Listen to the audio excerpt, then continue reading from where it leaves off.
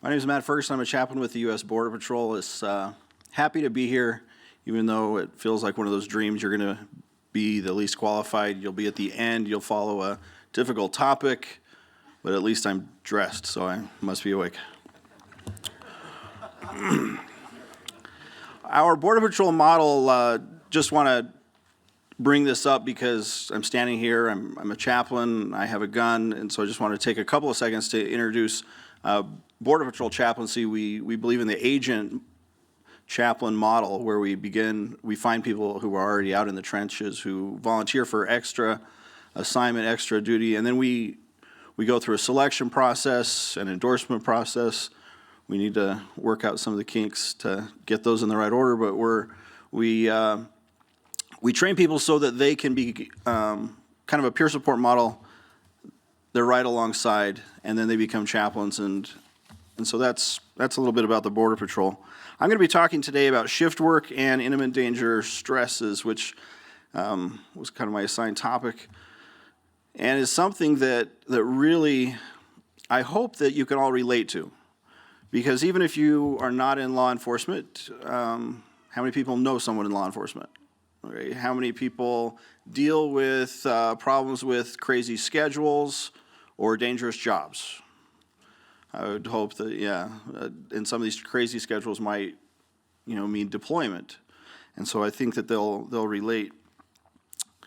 We're going to talk about dealing with shift work, coping with the effects of having a dangerous job, and then how these two different things affect church activity and reactivation. I'm going to talk about some of the things that we as chaplains can do to help. A lot of our guys in law enforcement, first of all, they just don't trust anybody. And we heard a little bit about that as far as soldiers. I trust you, chaplain, but I don't necessarily trust just a total stranger. You know where I'm coming from, but they don't know where I'm coming from. And so I think that as I talk about this, I'm going to be talking about more of an educational therapy, and that we can bring to light a lot of different things, help them to understand the pitfalls, and then hopefully they can find ways to help. I wanted to start out with this. I don't think I have time to have it read entirely, but we're going to be talking about a lot of the negative parts of law enforcement, and I just wanted to remind people and have you remind those that you work with that there are some positives. And this was written by a Border Patrol spouse. I think it all wraps up with, "I'm the proud woman behind the man who proudly wears his badge. I'm a Border Patrol wife." There are a lot of positives that come from this line of work. You don't see it on the media. We are, I don't know, it just feels like law enforcement work is coming home from Vietnam every day or something. There's not a lot of respect. There's a lot of disrespect, a lot of misinformation, a lot of judgment, and so that's difficult. And so one of the things that we deal with is a morale issue. So we're going to talk a little bit about those two things, and let's start out with shift work. So some of our shifts are usually you're gone from the home 12 hours. That can be common with everybody. There's a lot of stresses. Even when he is home, he's always tired. He's not very helpful around the house. That leads to the spouse feeling underappreciated.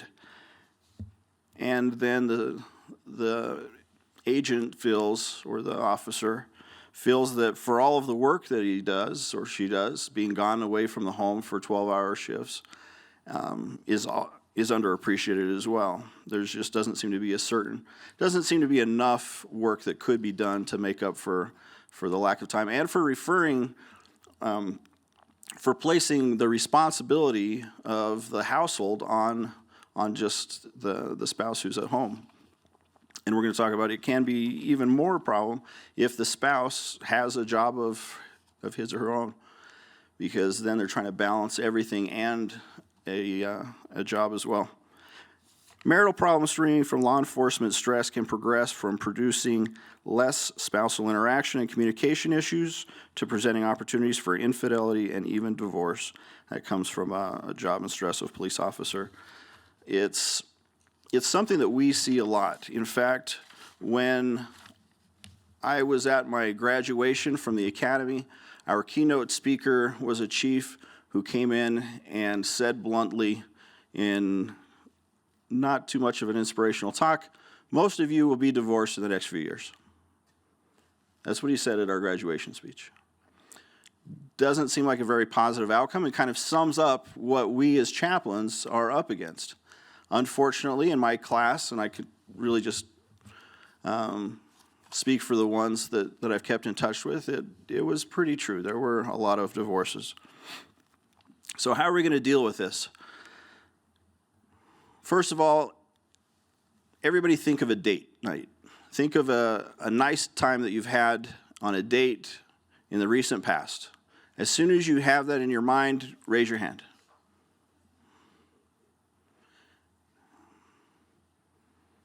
Some of you are asleep or you just need to date more. Okay. If that date happened on either a Tuesday or a Wednesday between the hours of 9 a.m. and 1 p.m., go ahead and keep your hand up. Interesting. That's nice. That's nice. And that's what we're going to be talking about a little bit. So one of the things that we need to do is we need to figure out how are we going to relate to shift work problems. We can't ignore them. We can't pretend that we're going to have a normal relationship or that things are going to be just peachy. It's going to take some work. Now, everything in life takes work, but shift work kind of throws a monkey wrench into an already hectic time of being a parent.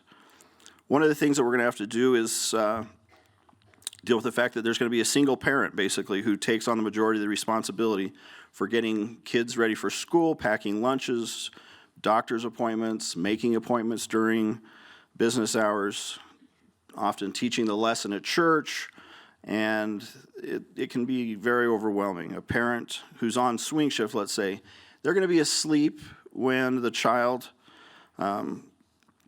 goes to school because they just got home, and they're going to be gone when the child comes back from school. So it's very much kind of a single-parent relationship when you're going through that. As I said before, if a spouse works outside of the home, then they need to have such a flexible enough job that they can change their child care and everything else on a shift that might rotate every 3 months. So that's kind of difficult. Date nights might be confined to having lunch together. They might not even share a bed together more than 1 or 2 nights a week. It makes it difficult. The rotating shifts means that it's very difficult to plan long-term activities. What is your family doing for Thanksgiving? I have no idea what shift I'll be on come Thanksgiving, and it makes it very difficult to plan. So there's a lot of different problems, and I will probably skip a few of those. Let me just end with this. The average age of a heart attack, according to one study, was 67, and if you are also a law enforcement officer, the average age of a heart attack for law enforcement officers was 45. There's a lot of different studies. I'm not saying that it might be not quite true, but it feels true. There are a lot of problems that come from this ongoing lack of sleep, and we've already been talking about that. Most swing shift or midnight agents get an average of 5 hours of sleep, and oftentimes that's interrupted by having to wake up to go to church or to go to a child's play or whatever life brings up. And so how are we going to help them? How are we going to fix this?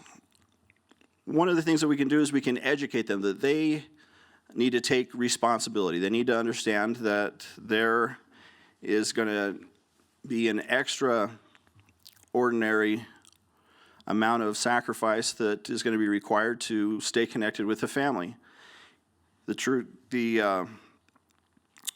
One of the things that you can do is you can talk to your spouse at meals time, bedtime, prayer time. You can, depending on where you're at, I guess this would really be the same as whether you're overseas or whether you're out in a canyon along the desert. You can try to find ways to get a signal, be able to Skype, stay connected with your family as often as possible. One of the things that I try to do is try to remember to call home in the morning. I've already gone, they're getting ready for school, and be able to have a prayer together. You might call on a Monday night and still be able to have family home evening. You can find a friend who you can kind of trade off, and the other person can listen to the radio, or they can take on some of the responsibilities and say, look, I just need a few minutes. But that's going to be something that they have to decide to do. It's going to take an extra effort. We need to be able to explain to the children that this is what's going on. This is part of daddy's work or mommy's work, and that it doesn't mean that they don't love you. It just means that they're having this problem with being on swing shift or on midnight shift, and hopefully they can come off of that at some point. But it's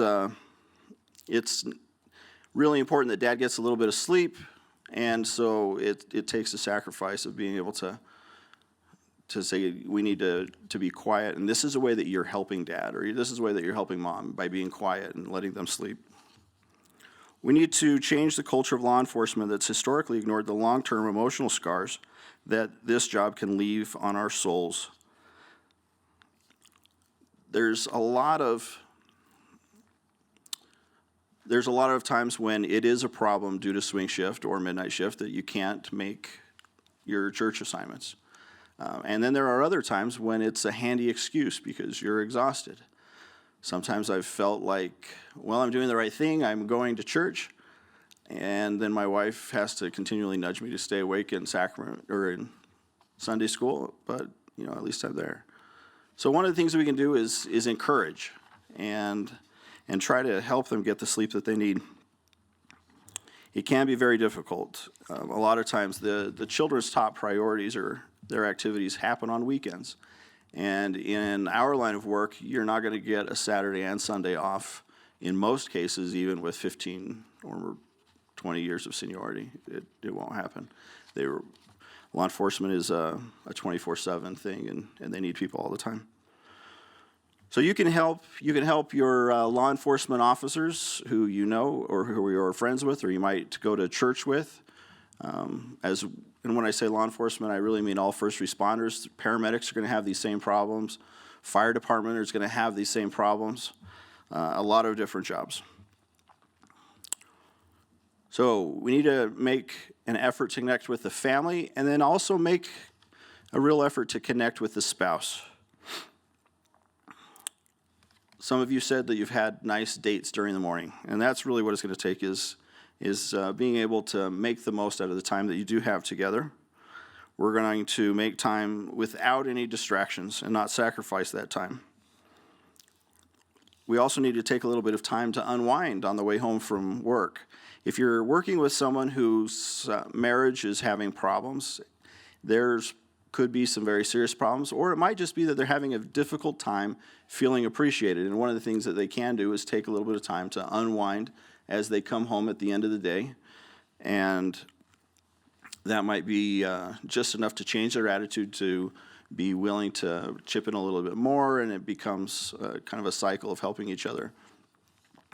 One thing that my wife and I have found helpful is the idea of having some monthly surprises.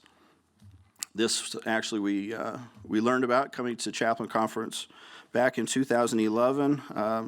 Todd Olson shared it, where you just have a habit of doing nice little things for each other on a regular basis in an unexpected way, and that's something that we've found is helpful. That's one example of go out and find what works. Find the best practices. Sign up for a marriage retreat. Sign up for some couples training. Sign up for whatever you can. Take whatever you can from that. And maybe it's not going to all work, but at least it shows that you're dedicating time to your relationship. And I think that that's one thing that can really help our people that we're working with. Also, make time to thank your spouse for the extra effort that it takes to be this kind of a single parent of a law enforcement officer or of someone who's dealing with shift work. Give positive feedback. My daughter likes to remind me of a quote from Legally Blonde.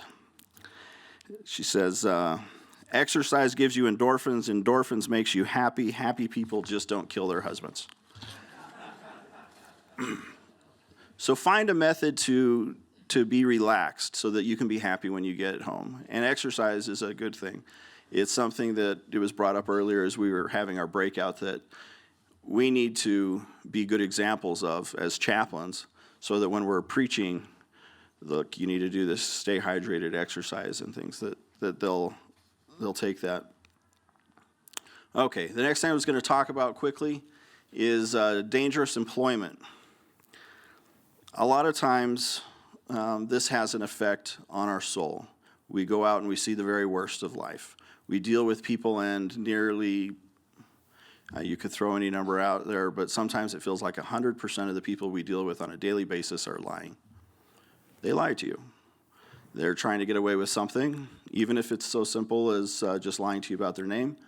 And that can have a very negative effect on you, on your soul. Also, we tend to bottle up our fears that lead to not coping well with problems. And we see a lot of this alienation, depression, disappointment. A lot of anxiety and substance abuse is a big problem. Some of the effects on the family is they see their agent officer, their family member, they put on a vest every day and they go out. They are wearing a gun as part of their uniform. And so they get this idea that it's a difficult, well, that maybe it's unsafe. Or they have kind of well, here's an example. When my 4-year-old daughter was asked what I do, she said, "My daddy shoots people." So, we get that in the military, Matt. You do get that in the military as well? Good, it relates. So it's difficult. I explain that really it's just a bigger game of hide and seek. Military, you'll have to come up with your own. For a 4-year-old, that worked for a little while. But if you think about it, TV shows, movies, those kinds of things, if someone has a gun, they're shooting it. They don't really show that you go out day after day and you don't have to use your gun. And so there's kind of this unrealistic expectation of what the law enforcement officer is really doing out there every day. Something that we need to correct. Let me take just a second and talk about this secondary traumatic stress. Sometimes it's a syndrome that's been described where the spouse has knowledge of a traumatic event or experience by a significant other and is associated with secondary traumatic stress disorder. I think that this is if we share too much, and it's also if we don't share enough. It's a difficulty that we need to address and at least be aware of. Because if you're away from home and you come back and find that your house was robbed, you're going to have some trauma, even though you weren't there, even though you didn't see it. You're just seeing the effects. You're going to feel the nervousness between your parents. You're going to hear people getting upset. And a lot of this, a lot of the effects of dangerous employment are seen in our children and in our spouse. So, what can we do about it? What are we going to do? We're going to take responsibility. We need to share in the good as well as the bad. There's going to be award ceremonies. There's going to be promotions. There's going to be good letters thanking us for the job that we're doing. And we need to share that with our family. We need to encourage those that we're serving to share the good as well as the bad. We need to talk about the success stories, bad guys who go to jail, prosecutions that happen. We need to encourage our officers or military personnel to remember that when you're at work, you rely on teamwork. You rely on a team. And that means that you can rely on a team as well at home. You need to be working together, making goals, working through the different problems as you go throughout the day, and be able to rely on your spouse. We need to remember that there is job security. For Border Patrol, we're not going to be replaced or laid off because we're not going to run out of bad guys or drugs. So that's a positive. We can look forward to a decent pension or retirement as long as we don't have a heart attack and we maintain health enough to enjoy it. We need our family to know that we can take care of them in an emergency. So the gun on our hip at all times isn't necessarily just a scary thing, but it can also protect the family. My wife enjoys the fact of knowing that we're going to be safe when we're out and about. She also likes to be able to pack as much shampoo and like carry-on as she wants because I don't go through security. So there are some positives, and you have to take the good wherever you can find it. My family, even when there is negative, I think that there are some benefits to knowing that your family will be taken care of if you're killed in the line of duty, and there are some good medical benefits. Another thing that we're going to do is talk about inactivity. I know I'm over, but I really wanted to hit this real quick. Some of the problems with inactivity, more specifically LDS, but in any church, is this lack of seniority. A lot of times it's just not possible to get off for church, but this is an easy excuse. We need to find ways to overcome that and to do whatever we can to build up and maintain our spiritual self. In our stake in Arizona, we have Wednesday night sacrament meeting, something the stake president decided to do just to try to reach out to law enforcement. It happens once a month. It's not always successful, but it's not a bad idea. We need to realize that it'll take sacrifice. Sunday night differential is an extra 35%. For some family, that's 100% of their fund money. That might be the difference between going out or staying in.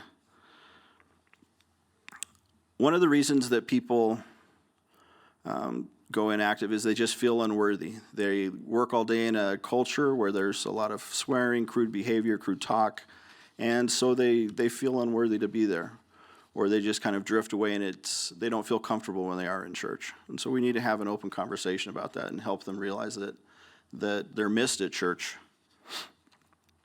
Sometimes it is things like a traumatic incident. There are people that I know that are suffering with PTSD, and it's difficult for them to be in a crowded room, most of the time where their back won't be against the wall. They don't have control over the exits. It's too loud to really understand exactly what's going on, as far as you're not going to hear somebody sneak up on you, and it's very difficult for them. But these are all things that we need to bring to light and help them realize that there are actual problems. So some ideas for reactivation, the good part. One of the things that we need to do is befriend them. We need to share a hobby. If they like trucks, buy a truck. Or at least go to where they have trucks. I'm not saying buy a truck, although I'd like a truck.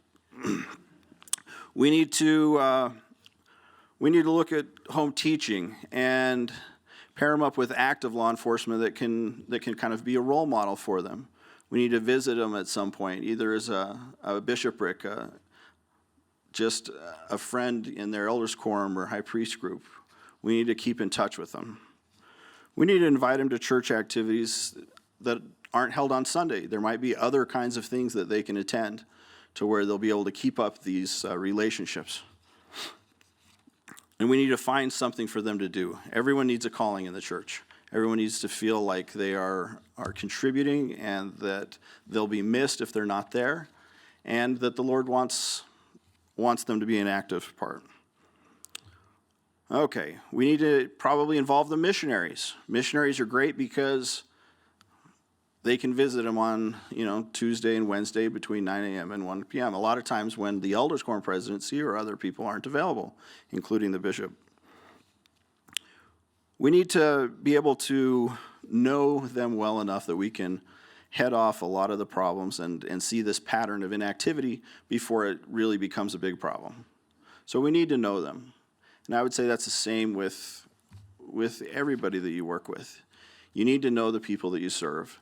You need to know them well enough that you can see the different signs that they're having a tough time, and we need to reach out. We need to help them. We need to realize that just because they can't make it to church doesn't mean that they can't attend the temple. And you need to have open conversations with them. Well, what else are you doing in your life to keep up your spirituality? I haven't seen you in church for a while. When's the last time you went to the temple? What kinds of things are you reading? Are you brilliant in the basics? Are you having your family prayer, your scripture study, all those things.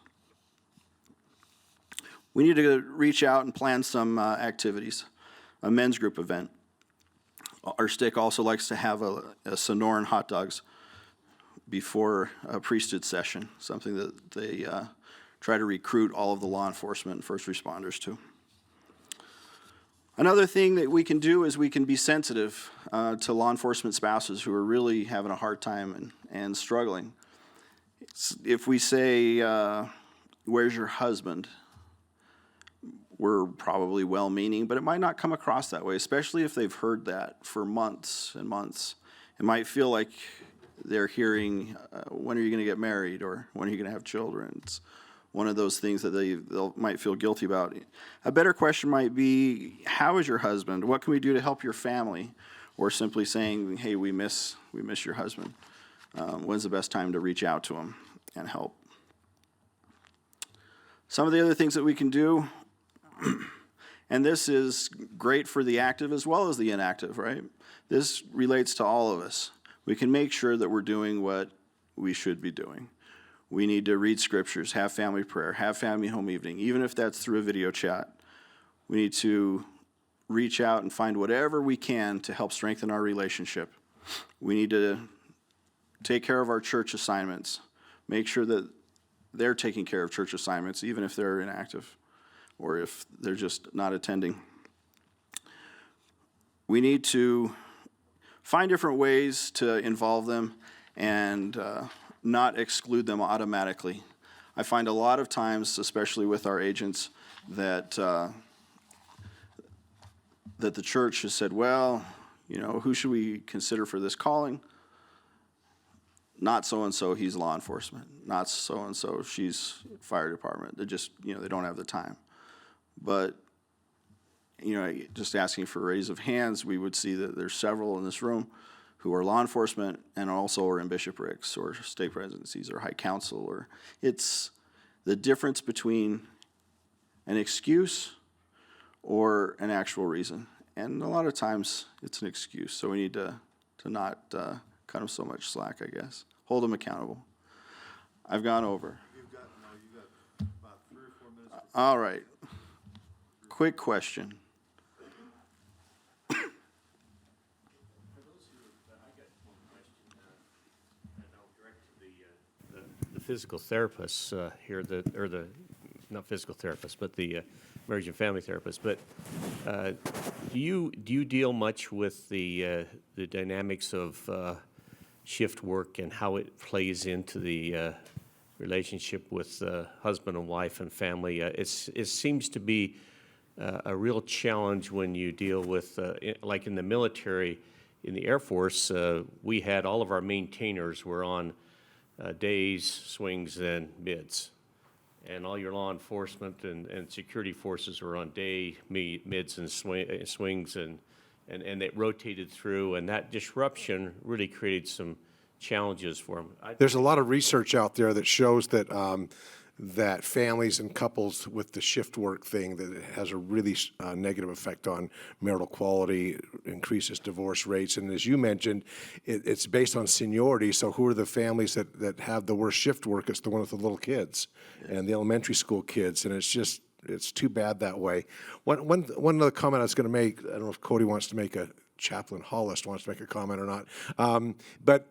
But part of what I'm thinking is we've done a nice job. I mean, Dennis and Cody talked really nicely about trauma, and we're starting to get a handle on just the impact of trauma on people and relationships. But as you spoke, I think one of the frontier areas as we study families and marriages is the idea of stress.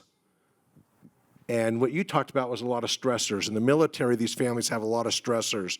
And as I work more and more with families and couples, I think one of the ththings that we need to train them to do is how to recognize and handle stress. Disabled children, aging parents, financial, does that make sense? And I think one of the things that we need to start working with, just like we've done this amazing work with trauma, is we need to start getting a handle on stress, how it affects families, and how we can help inoculate families to deal with stress so it doesn't destroy them as much as they used to. Good. Hey, thanks. Well, thank you.